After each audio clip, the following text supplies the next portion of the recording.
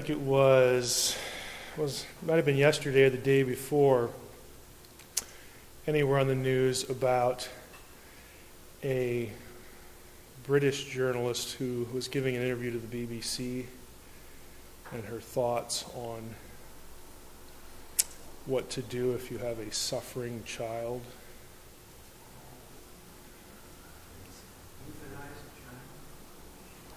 Yeah, and she was completely serious about how the compassionate thing to do would be. She's talking about how she could see that any mother who really loved her child, if she could see that the child was, really suffering, would just take a pillow and suffocate it. And the interviewer said, boy, that's really I can't remember her exact term. Daring is too nice, but that was really sort of maybe a terrible or something like that thing to say. And the kicker was that the woman was like, what, really? Like, she had no idea that what she just said would be taken in any way as offensive. I don't know what planet she's been on, but if you really think about it, you really can spend a lot of time in certain contexts where that is acceptable. Now, I used to begin this lecture, because they aren't very hard to find, with an anecdote like that, or I would ask my audience, I typically do this in Christian colleges, how many of you here are pro-life? And, if we're going to record this, you might have to turn over. I would ask, how many of you are pro-life? And invariably, most, if not all, of the hands would go up. And I would ask, why? Why are you pro-life? Why do we hear the story about the lady on the BBC and just feel like, ugh? Why is that visceral? Why is that offensive? Typically, someone is going to come up with the image of God, that human life is sacred. Because you always get the illustration, well, if it was your dog, okay, no matter how much you loved your dog, if you knew your dog was suffering or some other, animal like a racehorse or something, you would have no trouble saying that the compassionate thing to do, the right thing to do, would be to end that animal's life, end the dog's life, put the racehorse down. And everybody would pretty much agree with that. So it begs the question, well, why is that any different than this? And again, we go back mentally to this sanctity of human life thing. So I would go into that, and then I would pull the rug out from under them, because freshmen deserve that. And I would say, chances are, if we talked about the image of God, your position on this really doesn't give you any defense. And I would go into why. And I'm going to actually jump into that tonight, because I do believe, and I'm very pro-life, but I do believe that the way that a lot of Christians articulate their understanding of what the image of God is, that it actually undermines a sanctity of life ethic. And they don't know it, but it does. So as we take our last little foray here into Genesis, we're going to hit this passage, which I telegraphed to you last week, Genesis 1:26. And I want to talk about this because I think this is a really important topic. And since I only had 4 weeks, I kind of picked a couple hobby horses, and this is one of them, because I do think we could do so much of a better job articulating this than we do. Now, we're all familiar with this passage. God said, let us make man or mankind in our image and our likeness. Let them rule over the fish of the sea, birds of the air, so on and so forth. So God created man or humankind in his own image. In the image of God, he created him, male and female, he created them. Everybody knows this passage. And if we have questions about the plurals, we can hit that when we're done. It's actually a rare phrase. The other place you get it is Genesis 5:1. There's two other passages. This is one of them. This is the written account of Adam's line. When God created man, he made him in the likeness of God. Similar phrasing. Verse 3, when Adam had lived 130 years, he had a son in his own likeness. Again, likeness phrase, in his own image, and he named him Seth. Now, most commentators, and I would agree, would say that the language here is specifically designed to hearken back to Genesis 1:26 and let us know that whatever this imaging thing is about, it was transmitted. It keeps going after the fall. Okay, that the language here is deliberate, so that whatever it was about Adam that made him special, Adam's offspring shared that and passed it on. Okay? Here's the other passage where you get the phrase.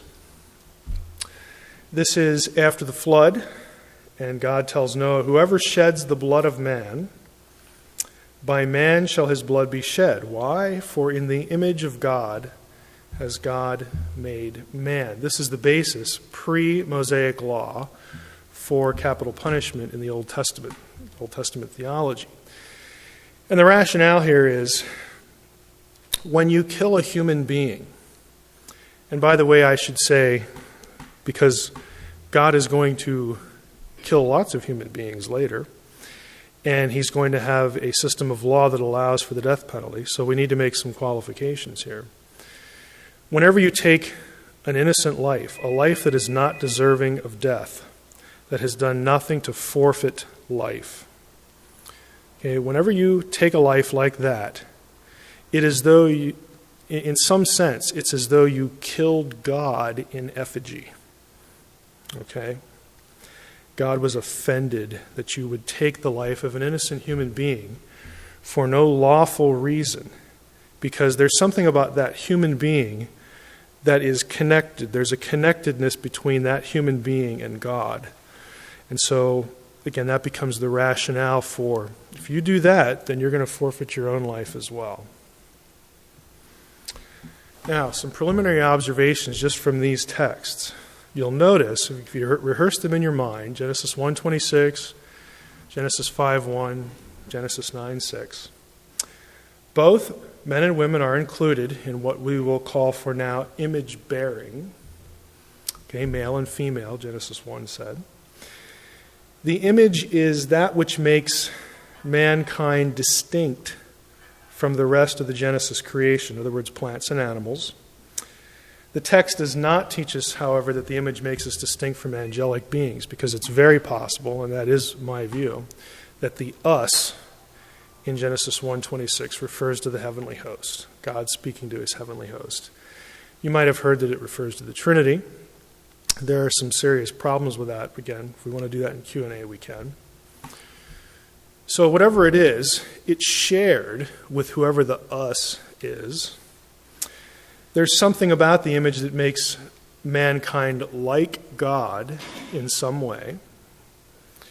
Since God is a person, those who image him share in his personhood. In other words, if you're going to say that there's something about this image thing, image bearing, that we share with God, there's something communicable between God and humanity.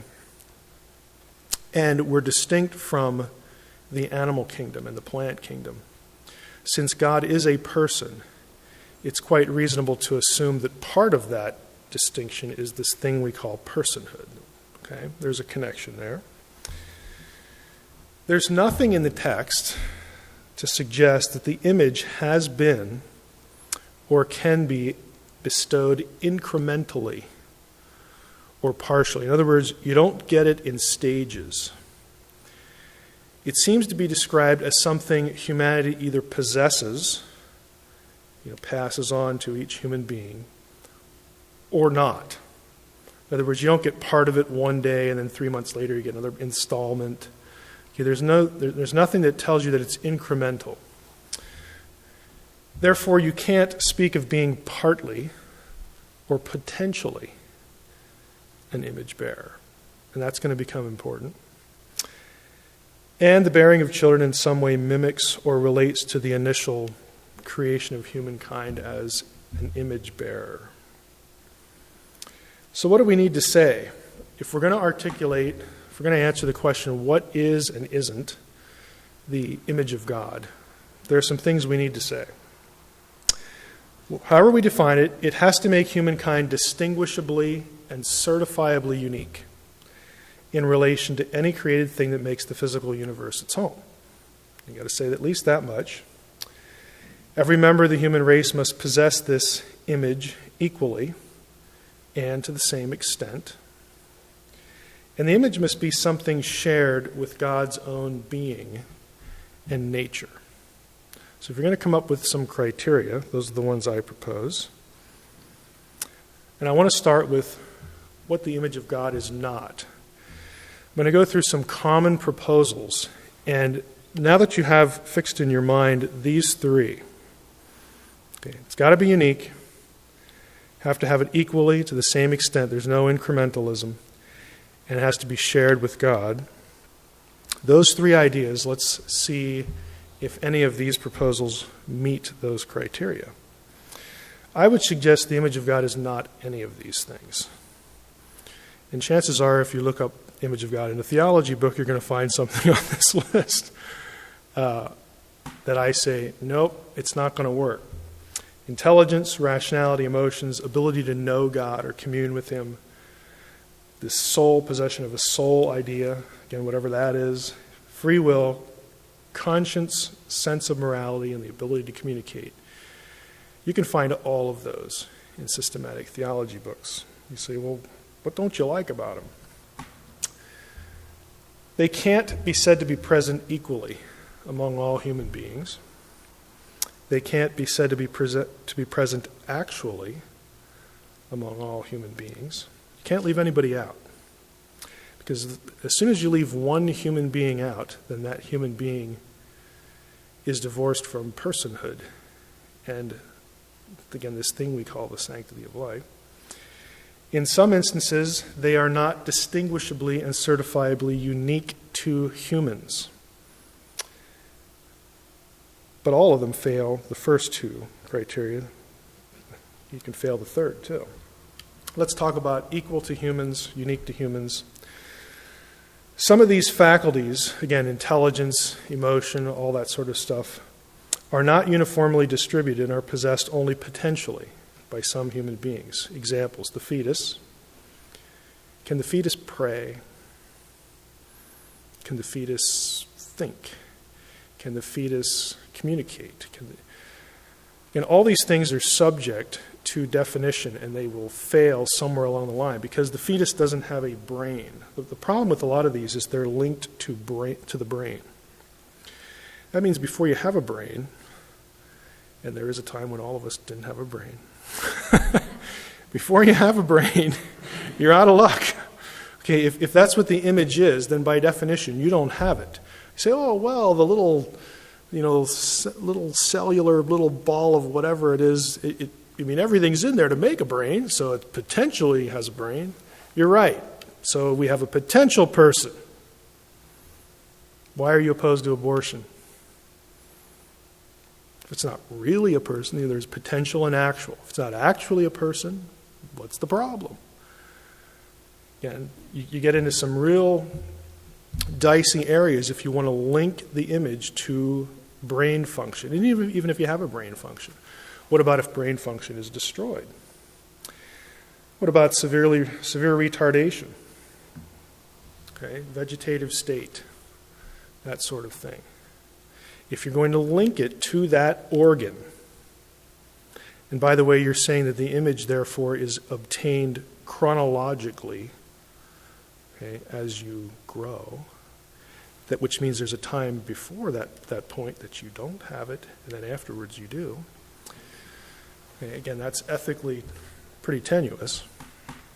If you're going to say these things, then you weaken an ethical position that has the sanctity of life as its basis.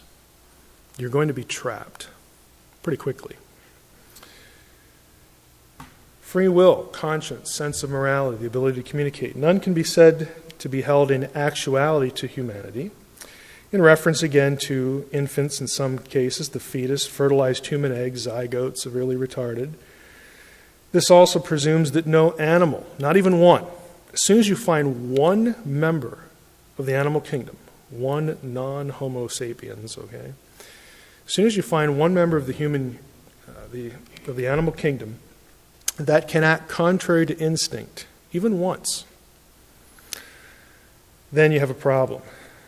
Do animals ever act contrary to instinct? Do they ever portray by their actions some sort of oughtness, or, again, just something that's contrary to nature? One of the fields, if you're interested in this topic, just a little rabbit trail here, one of the fields I think you'd find fascinating is a field called animal cognition.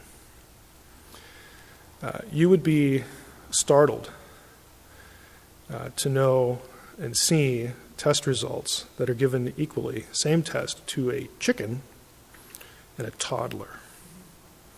Sometimes the chicken really destroys the toddler on an intelligence test, okay? I mean, and animals do things that are contrary to nature, that because, again, we've all read this stuff, that an animal would react in some way to the benefit of its owner, to the detriment of itself, jumping through a burning window or something like that. That isn't something the animal is born with. There's part of the brain that, okay, now I know how to jump through burning windows. Okay, I mean, that's just something that develops. It's a developmental issue. So, you get into these areas that seem to overlap and tread on things that we want to be distinctly human if we want to define the image in a certain way. Communication. What about animal communication? Communication doesn't have to be verbal, does it? Certainly not. There is more than one type of communication. There are a good number of examples where higher order animals can and have communicated with humans. It's the old teaching Coco the gorilla sign language. And it's not just memory work, even though that would be learning, which requires intelligence. But it's something that goes beyond just learning facts. If you've never read anything about training chimps or anything to use sign language, there are a number of them that have taken what they're taught and they form independent sentences with them. As soon as they do that once, that's intelligence. Okay, that's an independent mind creation of, this information I'm given because I'm using it for a new purpose, to tell my owner to clean my cage now. Okay? I mean, there are just things like this. It's a fascinating field. We also sort of assume that communication has to occur across species for it to be real. Like your dog would have to talk to you to be really intelligent. You can't talk to your dog either. Why not within a species? Why doesn't that count? I mean, who made up that rule? A little bit more on intelligence. What if some of these other issues, if the image is intelligence, is there an intelligence threshold? Do smarter people have more of the image? What about emotional intelligence? If we're going to define it that way, if you have a higher EQ instead of an IQ, is that connected to the image in some way? And again, you can't measure these things at all when it comes to the little cellular dot that's growing inside of a woman that we want to call a person. Okay, a full human being, not a partial human being or a potential human being. Because if you're going to go there, then again, back to my questions, why do these dastardly ethical statements, why would they offend you? Artificial intelligence. It's subject to definition, but do we really want the image of God and human personhood subject to definition? Because definitions can change. Okay, it would be easy for people in that field to do a little sleight of hand or sophistry and sort of run rings around the theologian who wants to link imaging to just intelligence. ET life, what if that was a reality at some point? And a lot of people you get into religious discussion about this topic. especially the Catholic Church, who spent a lot of time on this. One of their big fears, or one of their big things they think they need to confront or deal with or have an answer for, is if you have an intelligent extraterrestrial, then that must mean that they share the image and are in need of redemption. That's a lot of theological extrapolation, which to me doesn't make a whole lot of sense. But if you're going to define the image in a shareable way with a non-human life form, that's the real issue. Then you got a problem, because then you're no longer unique. Soul. In part, the question depends on the origin of the soul, which we're never told about in Scripture. Where does a soul come from? Your options are biology. Let's just do a little theology, little systematic theology rabbit trail here.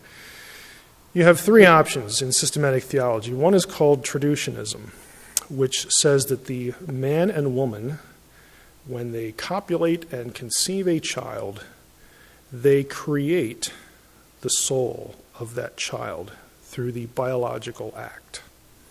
In other words, your kid doesn't just get the genetic information that you'd think that you'd associate with biology. He also gets a soul from you, the two parents. That's one view. The other view is called creationism, which has nothing to do with creationism as far as Genesis goes. But that's the idea that, no, the mom and dad just create the body, the material substance of the child, and God creates the soul. In other words, after God looks down and sees, yep, we got a conception over here on aisle 5, we need a soul to go in there. So God does that, sort of literally like pops it in there. That's view number 2. View number 3 was sort of a rare view in historical theology held by Origen, who's one of my favorite apostolic fathers or patristic fathers, because he has all sorts of weird ideas. He's just entertaining. Origen thought that God, before creation, created a specific limited number, a finite number of souls ahead of time, kind of like a soul bank, so that when humans conceived, then God didn't have to create them then. He would just like match them up. Okay, you go over there, you know, that's not your body. Your body's over here. And he just literally distributes. God is the great soul distributor. That means that Origen believed in the pre-existence of the soul, which some people try to equate with reincarnation and say that early Christianity taught reincarnation. It's not reincarnation. We don't have transmigration of souls.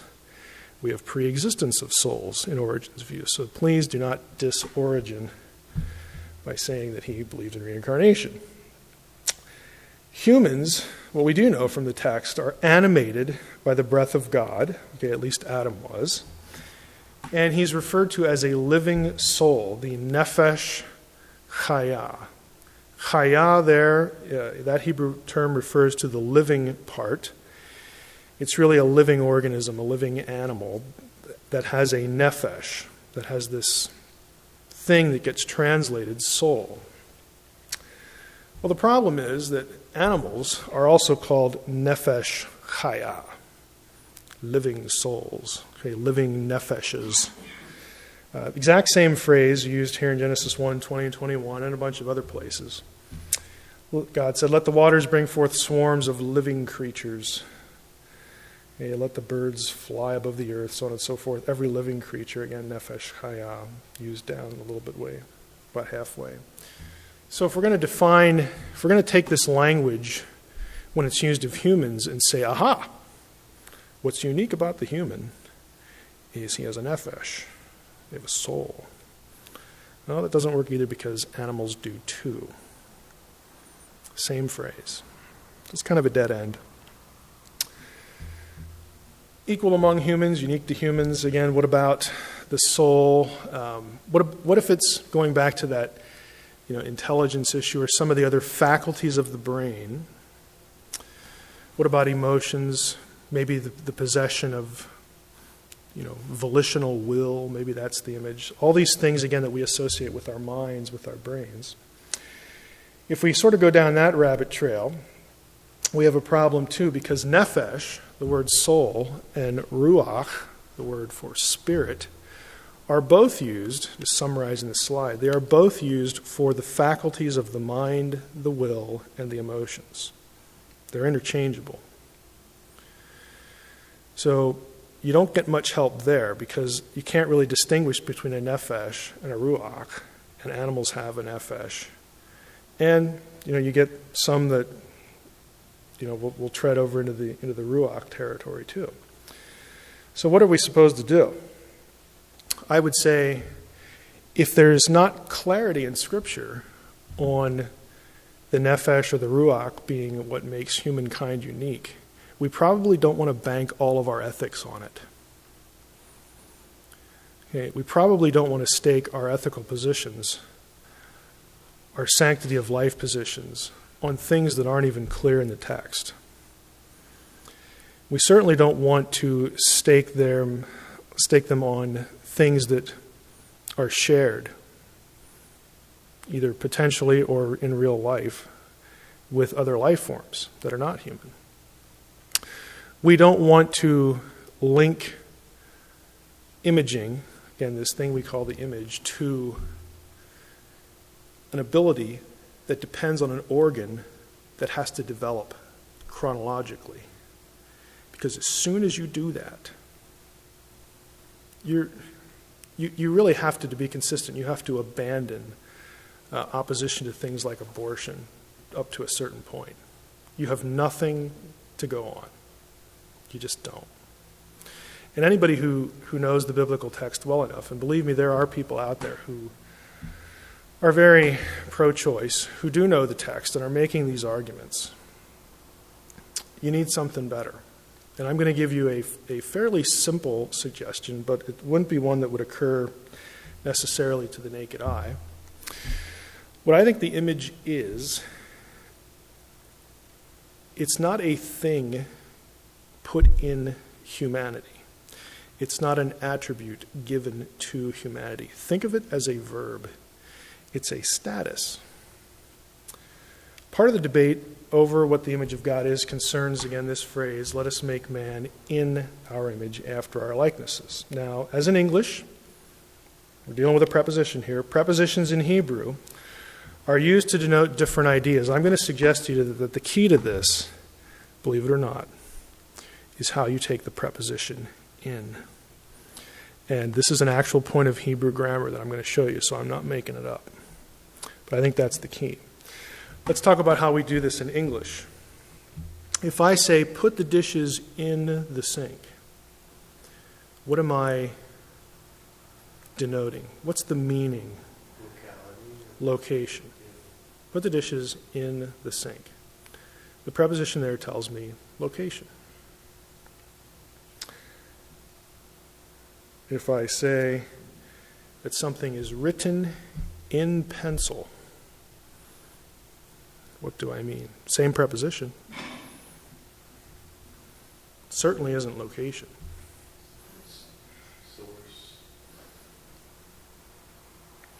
Source or instrumentality. I didn't adjust my fonts here, my pitch size. See, there you go.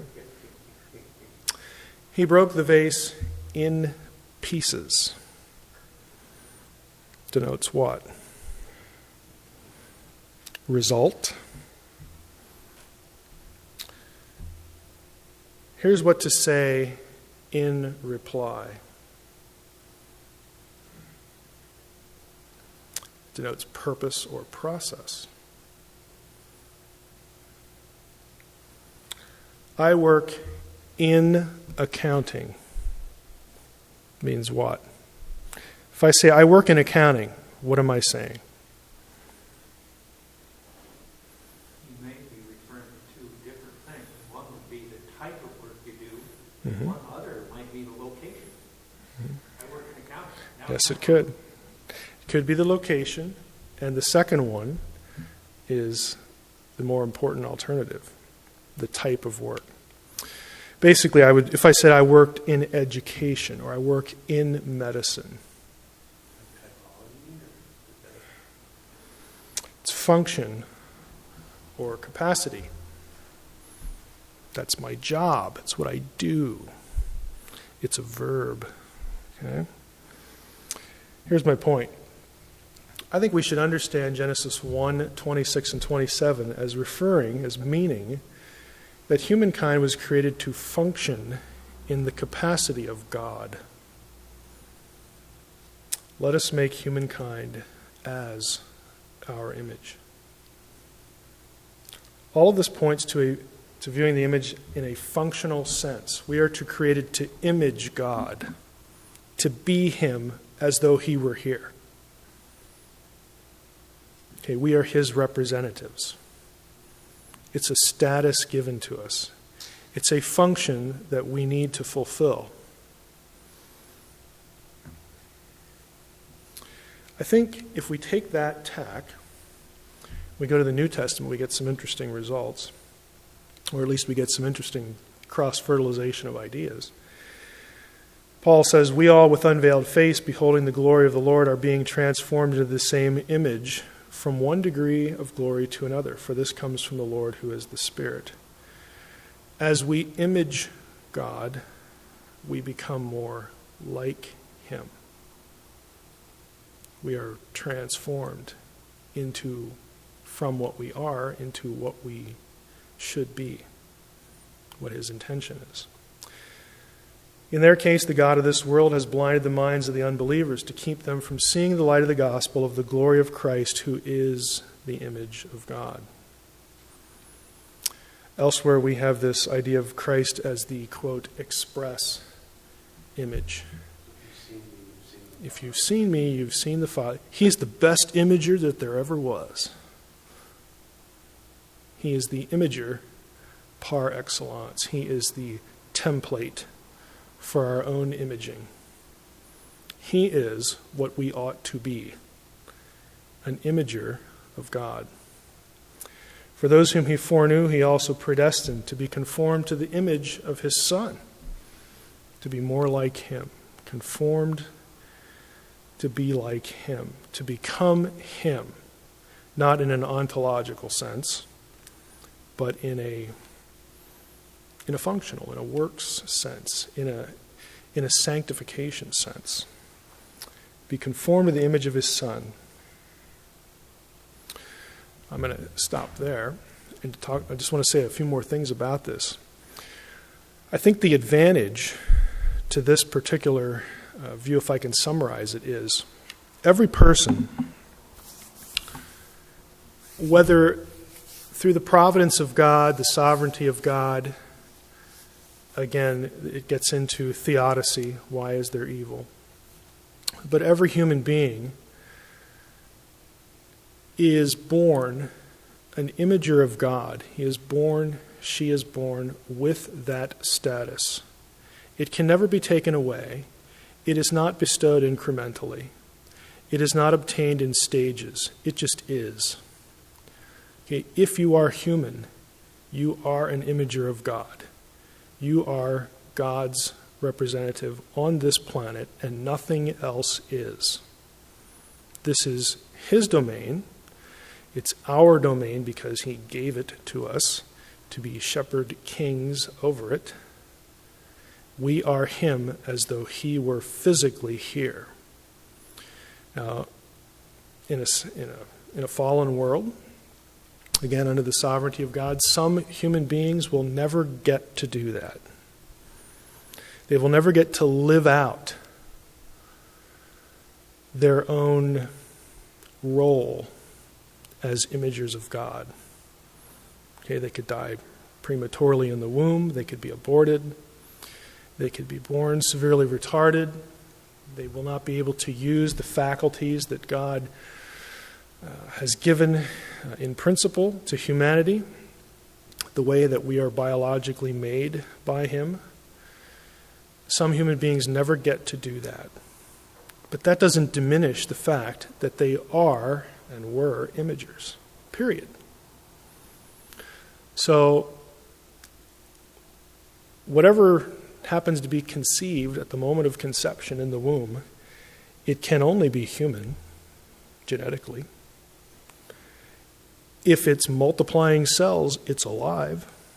scientifically and theologically, it is an imager. It just is. It doesn't have to develop to the point of being an imager of God. It just is. And I think we are on more of a solid foundation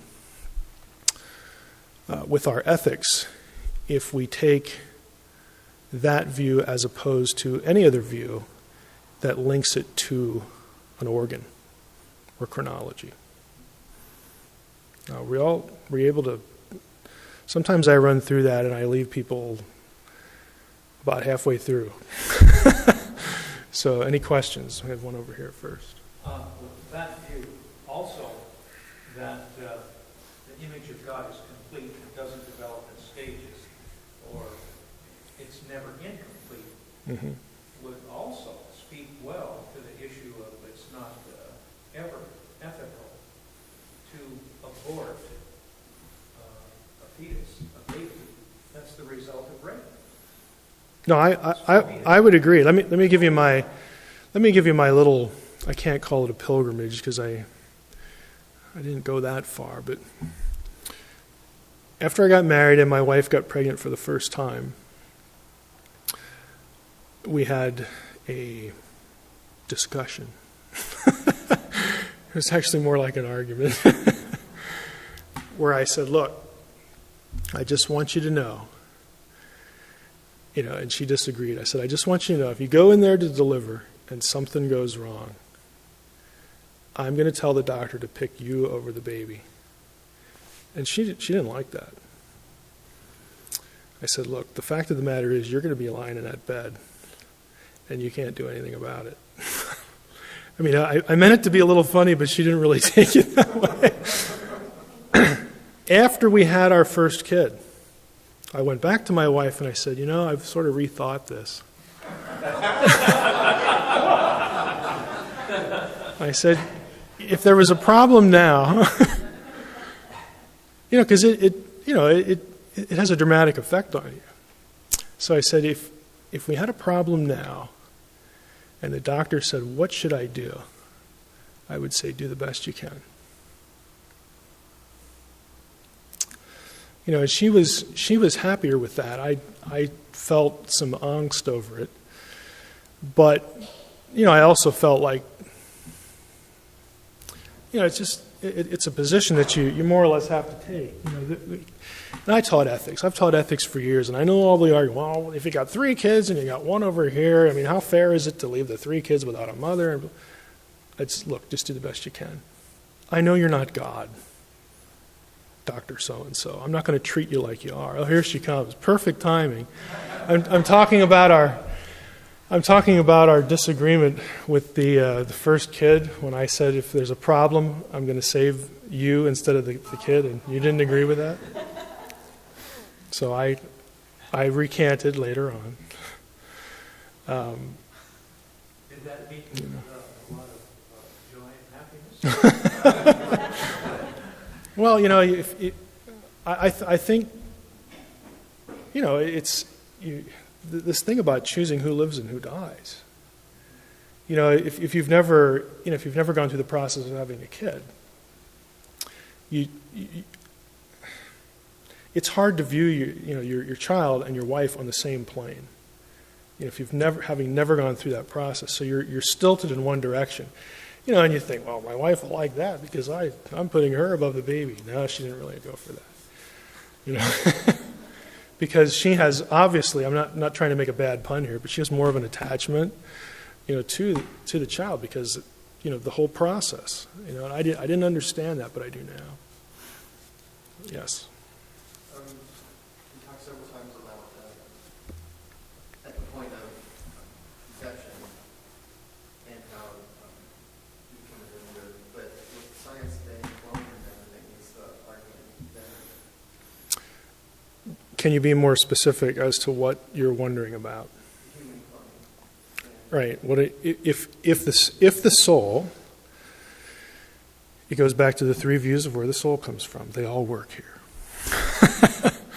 If the soul is created biologically, then there would be a soul in the clone because it's created from two. You still have to have the genetic, how do you want to say here?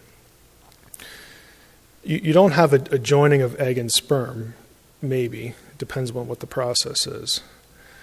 In other words, you could have that joining and then take something from that and implant it, and there's all these gradations, what's a true clone and what's not a true clone and all that kind of stuff. If the soulishness is transmitted biologically, let's just put it that way, then it stands to reason that another biological process could accomplish the same thing, even though it's a different biological process. That's a guess because we don't know where the soul comes from. If God inserts the soul, then it's like, well, it's up to God. If we have Origen's view, then it's also up to God as the distributor. There's no scriptural justification for any of these views, by the way. They're guesses. All three of them are guesses. So I'm predisposed to think that the result of cloning would be, in every other way, completely human. And if we look, again, this is a poor answer because Scripture is limited by its pre-scientific language. But to an Old Testament person, people who are using these terms like imaging and nephesh and all this stuff, to them and to the New Testament person, a person was the union of the material and the immaterial. And that is still what you have. Now, granted, they're not making the sort of distinctions that we might want to make about what constitutes an immaterial part of a person. But if you took a clone and you introduced it to Abraham and they could walk and talk and function and laugh and cry and think, and you asked him, well, is this a person? He'd say, oh, sure, it's a person. You know what I mean? It's an inadequate answer just because of the context that you have. But we're just not told. But my predisposition is to think that that's a human being. I don't think we should clone full human beings and then harvest them as though they were not. And as soon as I make that leap, I have to embrace the idea that they are imagers as well. Otherwise, I have no basis to oppose it. Yes. One question. I'm very much pro-life. I think it's biblical. Mary was a good child, not with a massive issue, whatever. I have an ethical dilemma, though, when it comes to something like fallopian tube conception, where the baby has no chance of being born living. And something is done, then the mother will die too. The mother will die. Yeah, they're both dead. Right. So I have an ethical dilemma that I can't fully answer. Yes, I would save the mother's life, but in the process, you're directly causing that conceived child to die. I would answer that this way. I actually had a surgeon ask me that question. And he was a Seventh-day Adventist, very strong pro-life. And he said this week he had performed one of these where he removed the tiny embryo from the fallopian tube to save the mother's life. And he said, they're there at the table, and the nursing staff knows him. They know his position and all this stuff. And he held up the little embryo, and you could see the feet. And he hands it to the nurse and says, we just performed an abortion. And so a few days later, we read a Bible study. He asked me, what do you think of that? Exactly the same question you articulated. And my position is that when you're in a situation where your choice is 2 deaths or 1, you pick 1. And he said, that's the way I feel too, but interestingly enough, the Pope disagrees.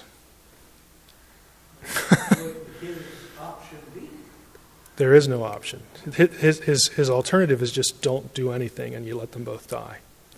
Because you cannot take an innocent life in any circumstance. Now that was John Paul. I don't know what the latest Pope's position is or the position of the Catholic Church. He didn't really care. He just thought he'd throw that into the conversation. But I think the most pro-life thing to do when you have, my choice is either 2 people die or 1. There's no in between. You save 1 life. And in that scenario, the only one you can save is the mother.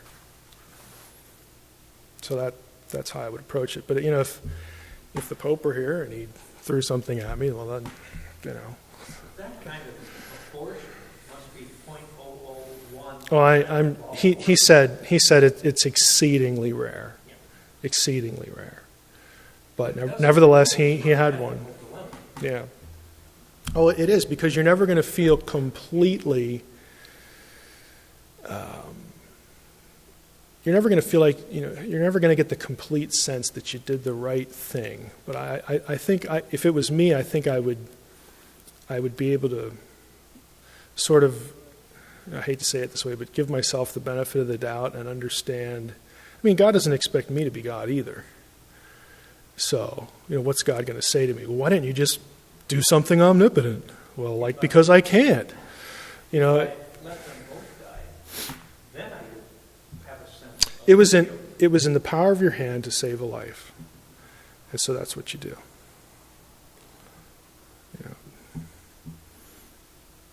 I wanted to leave time for questions tonight, too. If you have anything that you want to just throw out there, feel free. We should say something about the plurals, since I brought it up. If we go back to, let's just go here. Here. It's very common to view the plurality language here as the Trinity. Now, my problem with that, other than the fact that we aren't given a number here, we aren't told that there's 3, is that there are other passages that speak of divine plurality where you have plural gods, in the heavens. And you get into some theological problems if you want to link that language to the Trinity. Now, I know I had a browser here open somewhere. Well, I just really don't like 7 here for this. Oh. Well, let me go to Explorer. I'll show you what I mean, because we don't have our software. You got to be kidding. Let's see here. Okay, let's look up Psalm 82.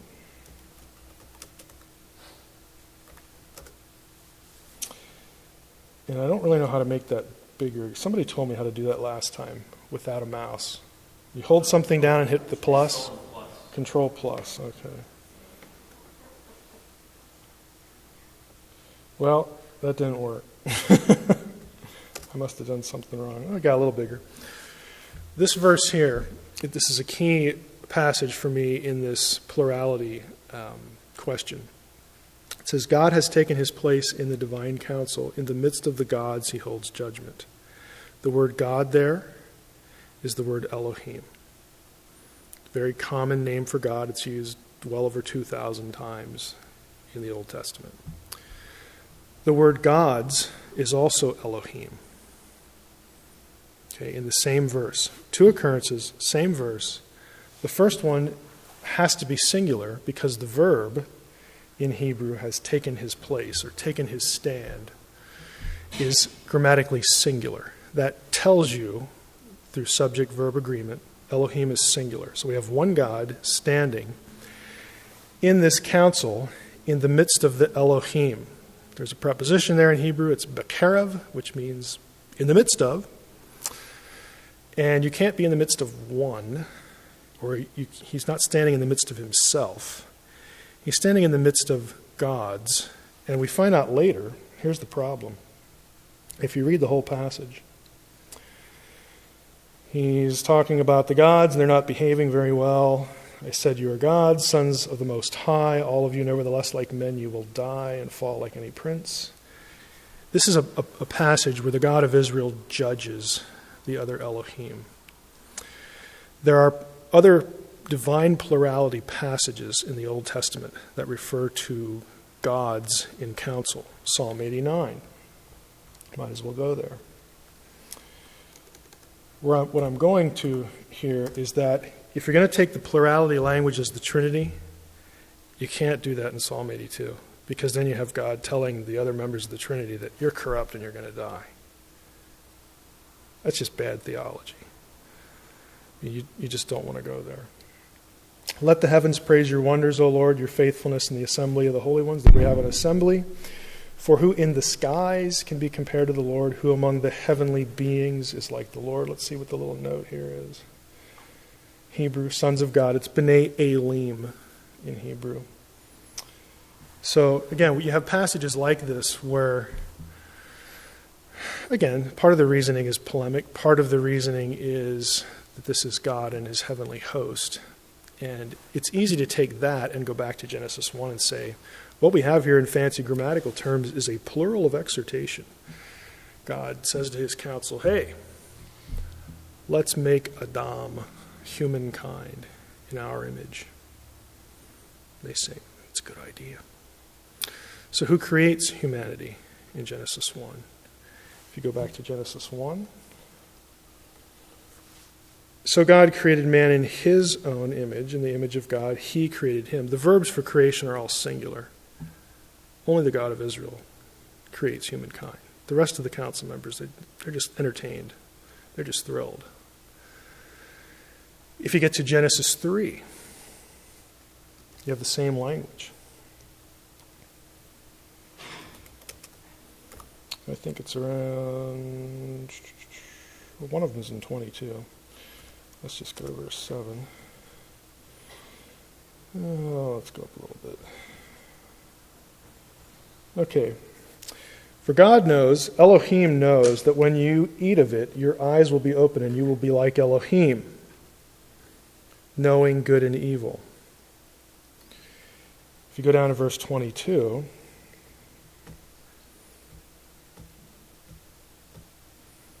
then the Lord God said, behold, the man has become like one of us in knowing good and evil. The knowing there is actually a plural participle. Okay. So again, you have plurality language where you have this knowing good and evil talk, and that might make some people uncomfortable in a Trinitarian context. You could get around it. But I think the real issue is taking divine plurality language from Genesis 1 elsewhere gets you into trouble. But if you do it the other way, you don't really have a problem. The only real problem is, what do you mean they're gods in the Old Testament? That they're real. It's God judges them. He's not judging Mickey Mouse, okay, who isn't real. Okay. God is consistently compared to the other gods. It's just, Old Testament's full of this language. To some people that sounds like you can't have monotheism there. I don't want to get too far afield. The issue is, what's an Elohim? Do you realize there are 5 things in the Hebrew Bible called Elohim? It's good for trivia. God, the God of Israel. Gods, plural, like in Psalm 82. Demons in Deuteronomy 32 are called Elohim, the Shadim. Angels, depending on how you take Genesis 32 and what event that refers back to. And lastly, 1 Samuel 28, the spirit of human dead, Samuel. You know the Witch of Endor story? Okay, the witch, the medium is better. The mistress of the Ov in Hebrew. The departed spirits looks and says, whoa, I see Elohim coming up out of the earth. That's what the Hebrew text says. And Saul says, what does he look like? She describes him and he goes, oh, that's Samuel. Then they have their little conversation and Samuel kicks his butt again from the grave. I mean, it just, you know it's Samuel because of what follows. But Samuel is called an Elohim. He's dead. we're used to thinking of the term Elohim and connecting it to a set of attributes: omnipotence, omniscience. What are some other omni words? Omnipresence, all that kind of stuff. Because in English, when we say God, that's what we mean, especially for Christians. Elohim doesn't actually mean that, okay? Because you got 5 different things that are called Elohim. They can't be all omniscient, omnipotent. Obviously, the spirit of a human dead person is not at the same level as the God of Israel. Okay, that's pretty obvious. Elohim is actually what I call a place of residence term. That is, you are called Elohim if your proper domain is the non-embodied world, what we call the spiritual world. If by nature you are not embodied, you are an Elohim. Angels, demons, gods, God of Israel, spirit of human dead, because we don't have a body now. Okay, we're on the other side. Some in that realm can come over to this realm and become embodied. We know the Old Testament stories about that, God included.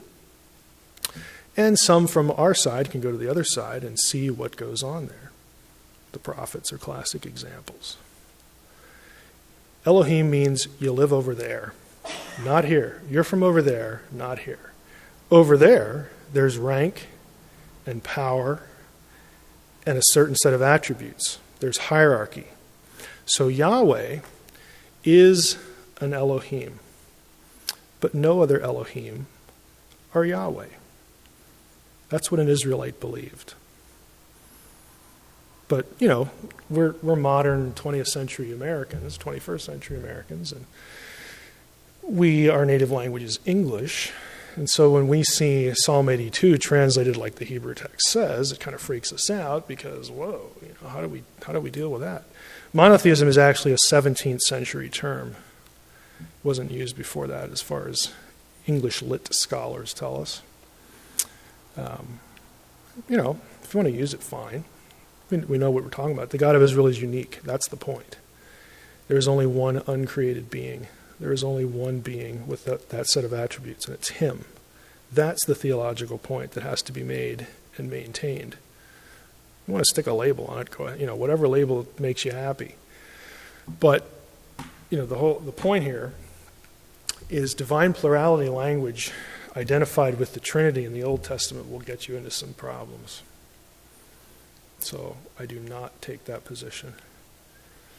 Because I'll take my set of problems over that set of problems. So. We still see in the New Testament that Christ was the creator. Mm-hmm. Colossians 1. Mm-hmm. All things were created by Him and for Him. So we certainly must agree with that. Oh, I think it's easy to show a Godhead in the Old Testament. You just have to know what you're looking for. Okay, the first class that we did, the first 4-week thing, I spent 2 weeks on that, going through the Old Testament, the way the Old Testament expresses the Godhead idea. It's a little harder for Trinitarian. There's one passage that sort of, in my mind, really looks Trinitarian to me. I'm not going to get into it, but I'm sure there are others. I just need to invest the time looking for it.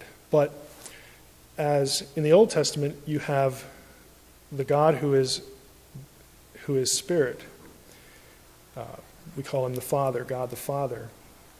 And then so humans could parse God, and for their own protection, there's a second Yahweh in the Old Testament, and that one is embodied or comes in some other physicalized, manifest form. And I'm not a modalist either, if any of you are theologians here. But you have two. So the second Yahweh is but isn't the Father. Jesus is God, but He's not the Father. He is but isn't God. It just depends on the language that you use. He's not the Father, He's the Son, but He's still God. Okay? We're used to saying this. It's very, creedal in the history of Christianity. That's actually what you have with the Spirit. The Spirit is but isn't Jesus.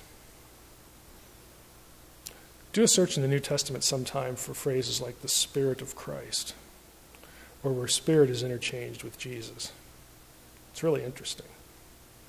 There are 3. and they're one, and sometimes they're two. I mean, it's like playing mind games. It's hard for us to wrap our minds around this. In the Old Testament, you got two running around. Sometimes they're in the same scene, and they're the same, but they're not. And it's the same thing post-resurrection. And some would even say pre-resurrection, where you have Jesus and the Spirit, that the Spirit is but isn't Jesus. He is Jesus, but he's not. Same essence, but it's the same issue. And then when you put them all together, you got three. So I think it's very, it doesn't take too much work to get there and have it really be rooted in the text. But that is a separate issue, because if you have three in one essence, they are the one that bear the unique set of attributes in the spiritual world. There are still other Elohim that are lesser than the Godhead. Okay, I think that's not a Christian invention. I think the Old Testament is there too. That's not something that came along and the New Testament writers just, this sounds good, let's make this up. I think it's consistent all the way through. But I don't see it in Genesis 1:26. Any other off-the-wall sorts of questions? This is actually an early week, yes, Mike. We'll walk around a little bit with this idea of in our image. If you look at a commandment like, you shall not take my name in vain, and you look at that as ambassadorship, in other words, you shall not identify with my name and not image me. Mm-hmm. Does that fit? I think it does. The New Testament, let those who name the name of Christ depart from iniquity. I mean, that's pretty clear. So, it's would be a part of that. It's certainly, yeah, it's not an right. It's not an equation. Okay, now if that fits, and it's a question of ambassadorship, you were kind of implying that being a human kind of somehow auto-reflected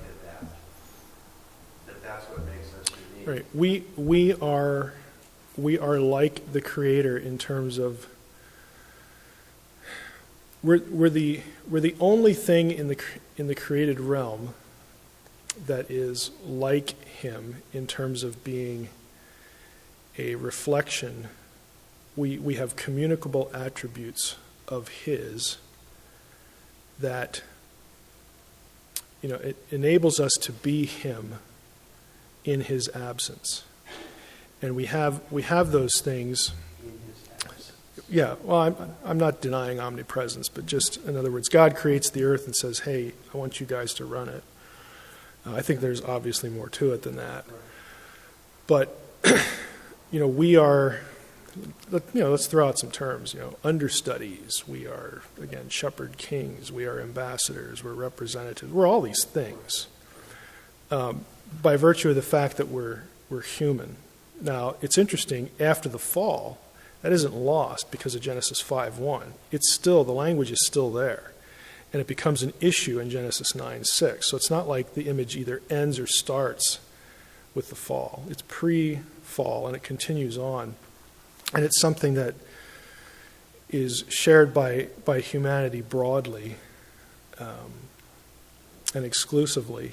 Kind of like a Romans 1, you're kind of pointing to something like that there's something there, but you're not really, you don't really image God until you're born in the Spirit. I don't think that's necessarily true. I think you are capable of imaging God because you're human. Because you're human. If you are allowed to live, and the things given to you by the Creator, again, biology, He created us to reproduce our own kind.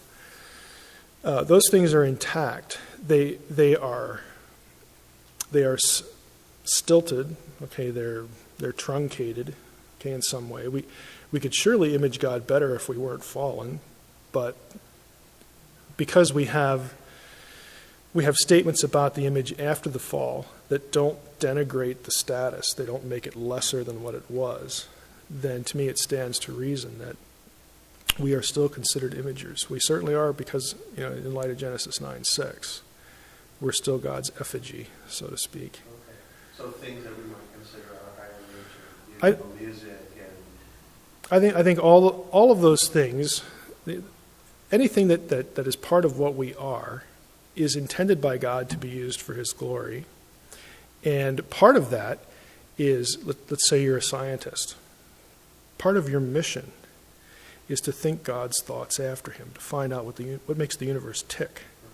Okay, there's discovery there, and you're using that, to glorify God and to better the lives of other imagers. I mean, business. I mean, anything really.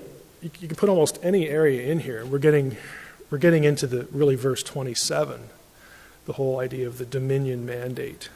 Okay, what humanity is tasked to do. Subdue the earth. It's really yes, it's control, but it's not rape and pillage the earth. Okay. Like a royal capacity. Right. You are a steward and a king all rolled up into one. And it's your job to maintain what God has made and to use the communicable attribute of God in terms of creatorship. We have creative power. We have creative ability, not to say exist and it exists, but we can build things. We can make things. We can imagine things. Right. There are things that humanity does that God, of course, could do and would do a whole lot better. But God says, run to it. Take care of it. Go find out how wonderful it is. It's all part of stewarding, what He's done in all these areas. I don't know how many of you come from a Reformed Christian context, but in the Reformed circles, this is called the cultural mandate, or the idea that there's no division between secular and sacred. Okay, there is no distinction there. There's no being in the ministry is not superior to being anything else, because they're all just imaging tasks. God views them all equally. They're equally important. They're equally worthwhile. It's the work ethic, what we call the Protestant work ethic. Work has value. It has intrinsic value. And it's all predicated on Genesis 1:26 and 27, when theologians talk about it anyway. Yes, sir. Another question that comes to mind, if this being in the image of God is a God-given quality for all human beings, then we have to say that there's Ted Bundy or Adolf Hitler was born or conceived in the image of God. Granted, they're not God's ambassadors in that sense of the word.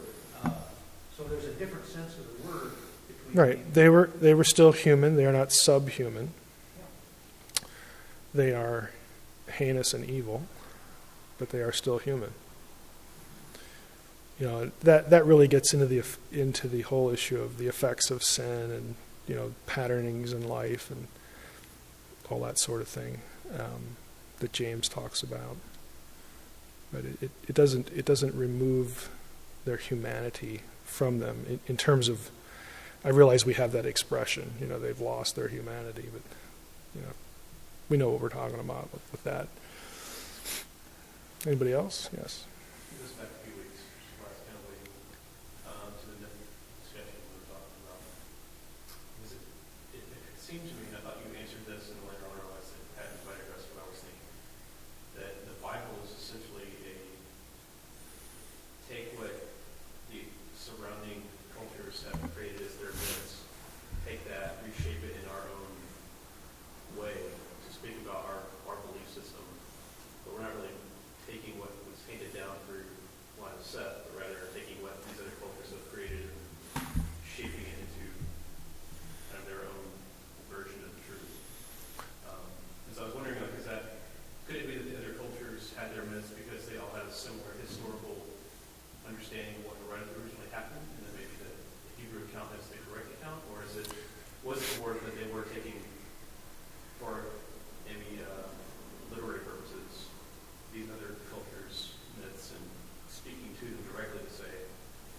basically is what it said. is there a hint? Are you asking? Is there a hint of evangelism here I guess in is there in the any hint of latter?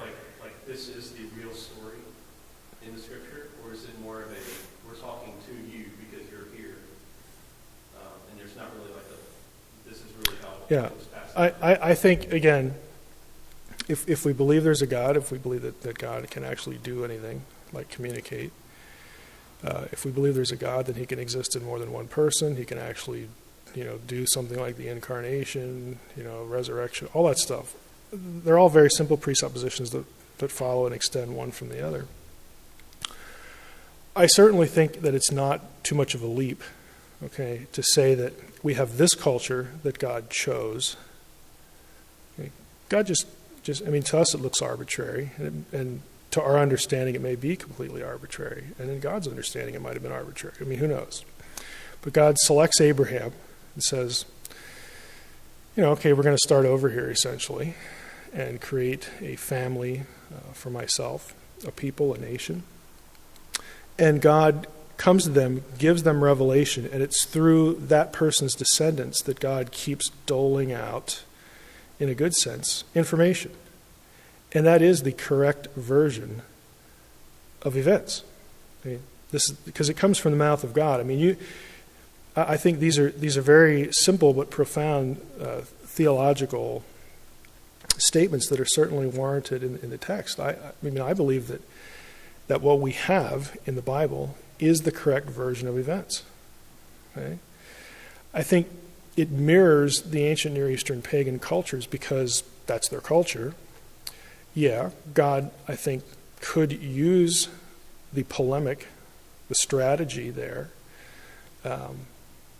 to, I think there is a sort of, there's an evangelistic bent to that could take hold in somebody's mind. I mean, we don't necessarily know. We have hints of it in the Old Testament. But I certainly don't think that it's just like a slavish borrowing because they couldn't think of their own thoughts and, boy, we got to come up with something here so that it looks like this guy's stuff over here and, all of that. This is why I said a week, and even the week before, inspiration really ought to be viewed as a process, and God is in the process.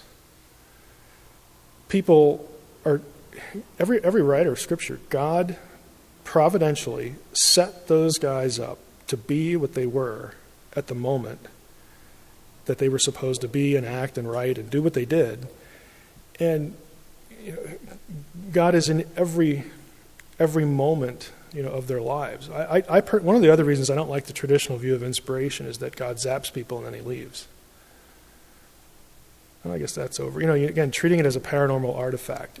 If God is in the process, and it's a slow process, it involves lots of hands, it involves the unpredictability of human behavior, and God has to step into history again and keep working with humanity. That is moment by moment providential oversight. God never takes a day off, okay, when it comes to producing this thing we call the Bible.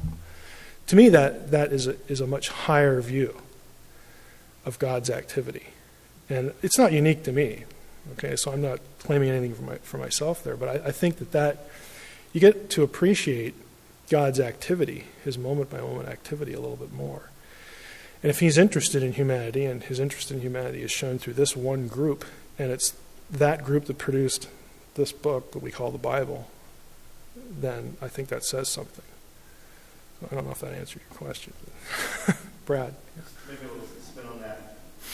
If we agree that God communicated true revelation about Himself to the ancient Israelites, isn't it just really weird that the true religion happens to be closest to ancient Canaanite religion when you look at all religions that developed?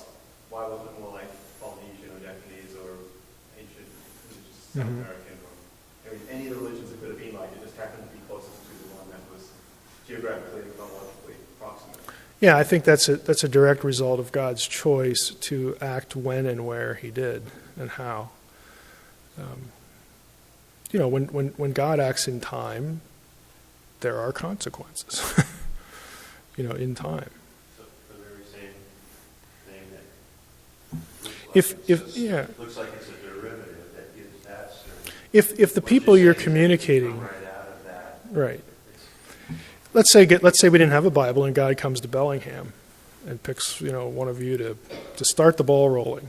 Okay, God knows I'm going to produce this thing called the Bible. I'm going to start with this guy over here, or this girl over there. And he does that. And as that person writes down what they, feel led, to write, because, it's punctuated with these divine encounters and other things that sort of affirm to the person that, I have a responsibility here. God appeared to me and told me to do this or that. And I haven't seen him in 20 years, but boy, that was pretty memorable. So I ought to, kind of stay with it here.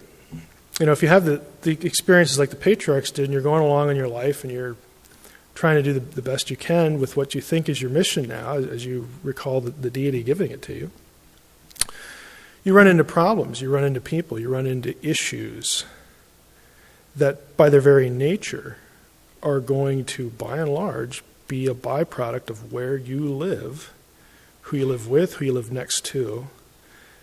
And so that group is going to go their own way because they don't have, what I have. But I'm going to write in such a way to communicate to my group and to them so that everybody can understand what I'm doing here. And then 500 years later, it looks like you got this from the people in the next neighborhood. Well, that isn't what happened at all. Okay, there's a residual sort of byproduct effect because of the time and place in which you were doing that.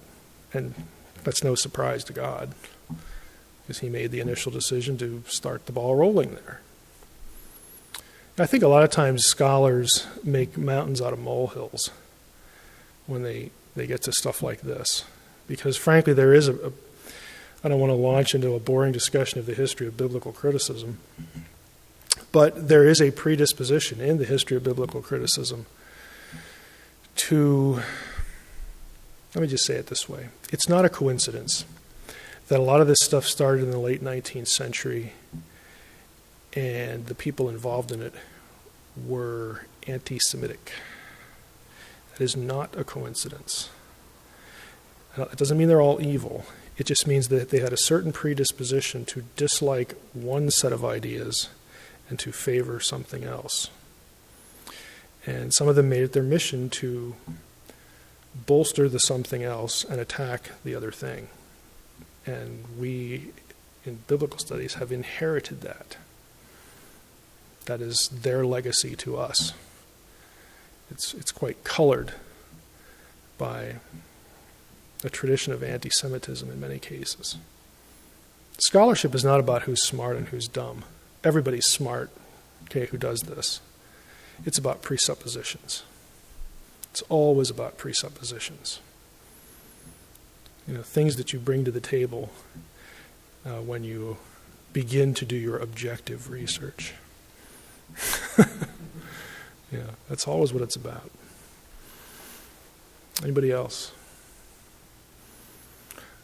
I once said that in a graduate school seminar. There were days I wasn't real popular.